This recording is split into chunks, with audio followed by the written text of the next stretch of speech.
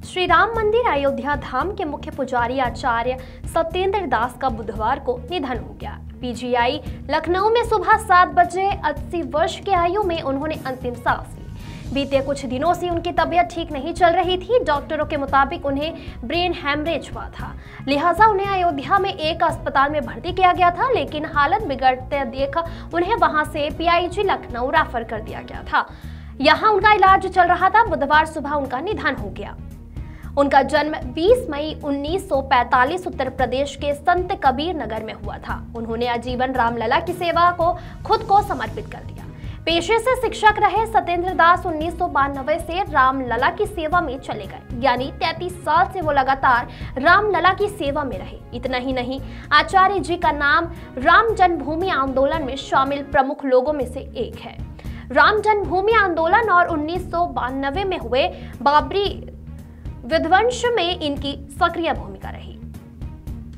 आचार्य जी के लिए सुखद पल ये रहा कि उन्होंने श्री राम जन्मभूमि आंदोलन से लेकर श्री राम लला की पुनर्स्थापना तक का सफर तय किया। जिस राम मंदिर के लिए उन्होंने संघर्ष किया, उस राम मंदिर में रामलला की प्रतिष्ठा के वो साक्षी रहे। उन्होंने टेंट में बैठ रामलला की भी सेवा की। इसके बाद करीब 4 साल तक अस्थायी राम मंदिर में भी प्रभु की सेवा में लगे रहे। फिर भव्य राम मंदिर बनने के साथ वो मुख्य पुजारी के रूप में राघवेंद्र सरकार की सेवा करते रहे।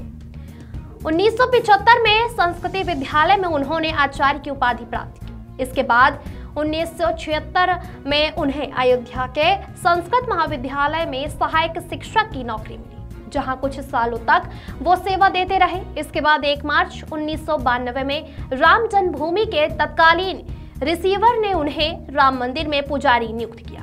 उस समय उन्हें 100 रुपए वेतन मिलता था। हालांकि मीडिया रिपोर्ट्स की माने तो रामलला की प्राण प्रतिष्ठा के बाद ये वेतन बढ़कर 48,100 रुपए हो गया था। हालांकि मीडिया रिपोर्ट्स की माने तो रामलला की प्राण प्रतिष्ठा के बाद ये वेतन बढ़कर 48,500 रुपए हो गया था।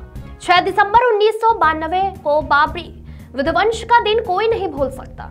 इस दिन के आचार्य सत्येंद्र दास भी साक्षी रहे थे। उन्होंने इस आंदोलन में सक्रिय भूमिका निभाई। उन्होंने विश्व हिंदू परिषद और बजरंग दल के साथ भी मोर्चा संभाला था। बाबरी विध्वंस के दौरान जब कार सेवक बाबरी ढांचे में प्रवेश करने लगे और विध्वंस होने लगा, इस बीच वो रामलला समेत चारों भाइयों को गोद में लेकर भागे थे, जिससे वो प्रभु श्री राम लला की प्रतिमा को सुरक्षित रखने में सफल रहे थे।